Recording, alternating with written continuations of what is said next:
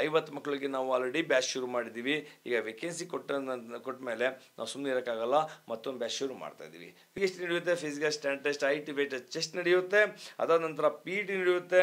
PETನಲ್ಲಿ 5 kilometre running exam ನಡೆಯುತ್ತೆ. Computer based exam ಆಗುತ್ತೆ. ಯಾವಾಗ 39,000 ಪ್ಲಸ್ ವೇಕೆನ್ಸೀಸ್ನ CAPF ಸೆಂಟ್ರಲ್ ಆರ್ಮ್ಡ್ ಪೊಲೀಸ್ ಆಫೀಸಲ್ಲಿ ಆನ್ಲೈನ್ ಅಪ್ಲಿಕೇಶನ್ ಬಿಡಲಾಗಿದೆ.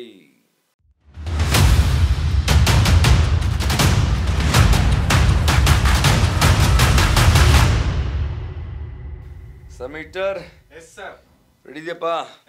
ಮಿಡ್ ನೈಟ್ 1 ಗಂಟೆ ಆಗಿದೆ. ಭಾಳ ಆಶ್ಚರ್ಯ, ಏನಪ್ಪ ಮಿಡ್ ನೈಟಲ್ಲೂ ಸರ್ ತುಂಬ ಗೋಳಿಕೋತೀರ ಅಂತ ಅಲ್ಲ? ಸೊ ಇರಲಿ, ಒಳ್ಳೆಯ ಮಾಹಿತಿಗಳನ್ನ, ಸರಿ ರೀತಿ ಮಾಹಿತಿಗಳನ್ನ ನಿಖರವಾದಂಥ ಪ್ರಾಮಾಣಿಕವಾಗಿ ನಾವು ನಮ್ಮ ಯೂಸ್ಗಳಿಗೆ ಅಥವಾ ಪೋಸ್ಟ್ಗಳಿಗೆ ಹೆಲ್ಪ್ ಮಾಡಲೇಬೇಕು, ಇನ್ಫಾರ್ಮೇಷನ್ ಕೊಡಲೇಬೇಕು ಅಂದರೆ ನಾವು ನಿದ್ದೆಗೆಡಲೇಬೇಕು. ಓಕೆ, ಸೊ ಹಾಗಾದರೆ ಶುರು ಮಾಡೋಣ.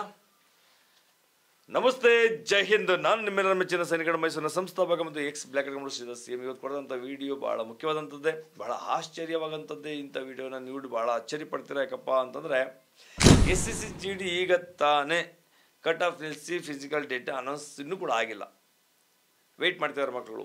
ಆದರೆ ಇವಾಗ ಆಲ್ರೆಡಿ 39,000 ಪ್ಲಸ್ ವೇಕೆನ್ಸೀಸ್ನ CAPF ಸೆಂಟ್ರಲ್ ಆರ್ಮ್ಡ್ ಪೊಲೀಸ್ ಆಫೀಸಲ್ಲಿ ಆನ್ಲೈನ್ ಅಪ್ಲಿಕೇಶನ್ ಬಿಡಲಾಗಿದೆ. ಇದು ಭಾಳ ಆಶ್ಚರ್ಯ ಅಲ್ವಾ? ಯಾರ್ಯಾರು ಕಟ್ ಆಫ್ ಅಲ್ಲಿ ನಂದು ಹೆಸರು ಬರಲಿಲ್ಲ ಸರ್, ತುಂಬ 81 ನಿಲ್ಲಿಸ್ಬಿಟ್ಟಿದ್ದಾನೆ ಸರ್, ಇವಾಗ ನಾನು ಏನು ಮಾಡಲಿ ಅಂತ ದುಃಖವಾಗಿದ್ದಂಥ ಕ್ಯಾಂಡಿಡೇಟ್ಗಳಿಗೆ ಇದು ಸುವರ್ಣ ಅವಕಾಶ.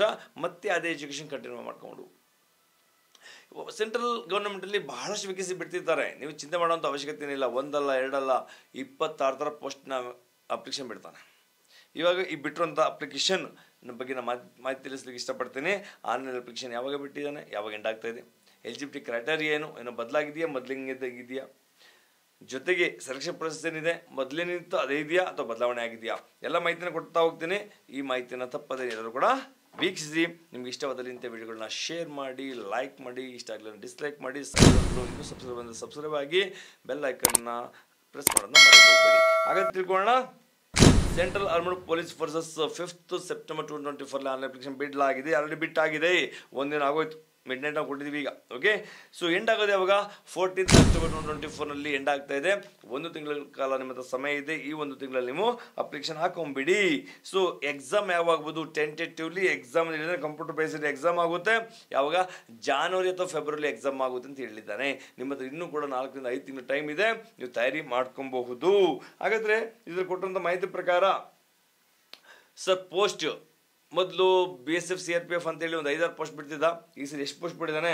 Post of constable general duty, border security forces, BSF, central industrial security forces, CASF, central reserve police forces, CRPF, Indo Tibetan border police, ITBP, Sashastra Seema Bal SSB and secretariat security force SSF, rifleman ಇದರಲ್ಲಿ ಬರುವಂಥದ್ದು Assam rifle and ಸಿಪಾಯಿ in narcotics control bureau, ಅದು NCB. The recruitment process will consist of computer based exam, CBE. Computer ಬೇಸ್ಡ್ನಲ್ಲಿ exam ನಡೆಸ್ಕೊಳ್ತಾರೆ. ಅದಾದ ನಂತರ next PhD ನಡೆಯುತ್ತೆ, physical stand test, IT weight chest ನಡೆಯುತ್ತೆ. ಅದಾದ ನಂತರ PET ನಡೆಯುತ್ತೆ. PETನಲ್ಲಿ 5 ಕಿಲೋಮೀಟರ್ ರನ್ನಿಂಗ್ 1600 ಮೀಟರ್ ರನ್ನಿಂಗ್ ಇರುತ್ತೆ. ಸೊ ಅದನ್ನ ಬಿಟ್ಟರೆ ನೆಕ್ಸ್ಟ್ ಮೆಡಿಕಲ್ ಆಗುತ್ತೆ, ಮೆಡಿಕಲ್ ಮೇಲೆ ಡಾಕ್ಯುಮೆಂಟೇಷನ್ ಆಗುತ್ತೆ. ಅದಾದಮೇಲೆ ನಿಮಗೆ ಮೆರಿಟ್ ಲಿಸ್ಟ್ ಬಿಡ್ತಾನೆ.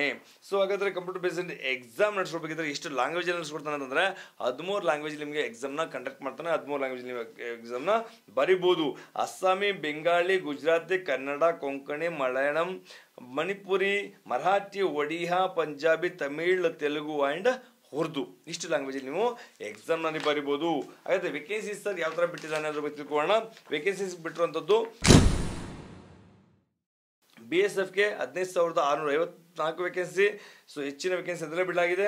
CASF 7,145, CRPF 11,541, SSB 819, ITBP 3,017, Assam rifle 1,248, SSF 35, NCB 22. ಟೋಟಲ್ಲಿ 39,481 ವೇಕೆನ್ಸಿನ ಬಿಡಲಾಗಿದೆ. ಇನ್ನು ಕೂಡ ಇನ್ಕ್ರೀಸ್ ಆಗುತ್ತೆ. ಯಾಕೆಂದರೆ ಕಳೆದ 2 ವರ್ಷದಿಂದ ನೋಡ್ತಾ ಇದ್ದೀವಿ ಎಷ್ಟು ವೇಕೆನ್ಸಿ ಬಿಡ್ತಾನೆ, ಅದು ದುಗುಣ 2 ಪಟ್ಟಷ್ಟು.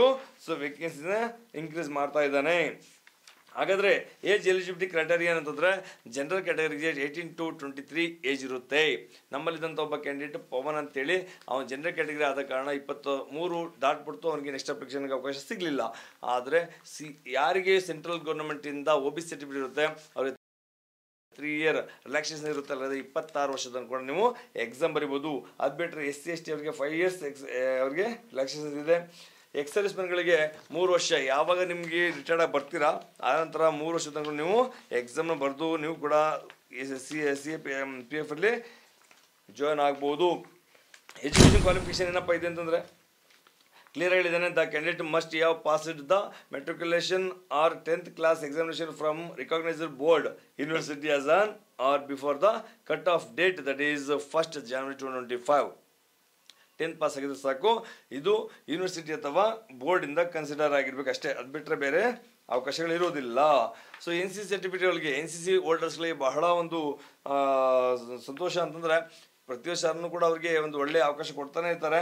A ಸರ್ಟಿಫಿಕೇಟ್ ಇತ್ತು ಅಂದರೆ 2%, B ಸರ್ಟಿಫಿಕೇಟ್ ಇದ್ದರೆ 3%, ಮತ್ತು C ಸರ್ಟಿಫಿಕೇಟ್ ಇದ್ದರೆ 5%. ಅದರರ್ಥ 160 ಮಾರ್ಕ್ಸ್ಗೆ ಸುಮಾರು C ಸರ್ಟಿಫಿಕೇಟ್ ಇದ್ದರೆ 8 ಮಾರ್ಕ್ಸ್ಗಳು ಅವರು ಬೋನಸ್ನ ಪಡ್ಕೊಬೋದು. ಇದೊಂದು ಒಳ್ಳೆಯ ಅವಕಾಶ, ಖಂಡಿತ NCC ಹೋಲ್ಡರ್ಸು ಇದೊಂದು ಲಾಭನ ಪಡ್ಕೊಬೋದು.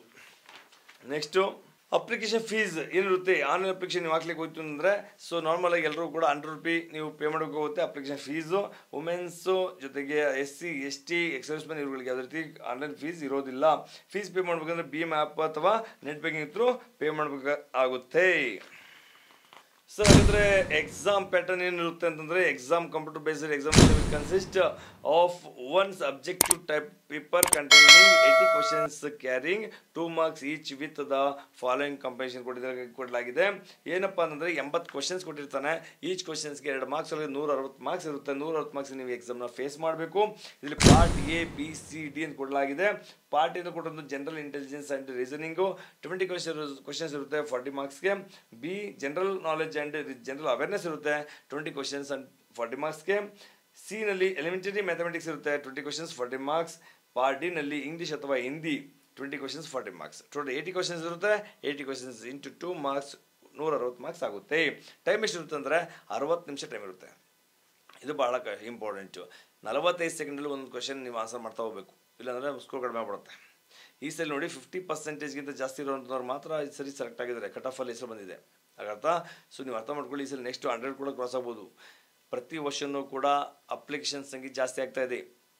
ನಾನು ಕಳೆದ ವರ್ಷ 2022-23 ನೋಡಿದ ಪ್ರಕಾರ ಅವಾಗ ಇದ್ದಂಥ ಅಪ್ಲಿಕೇಶನ್ಸು 19 ಲಕ್ಷದ 20 ಲಕ್ಷ ಇತ್ತು.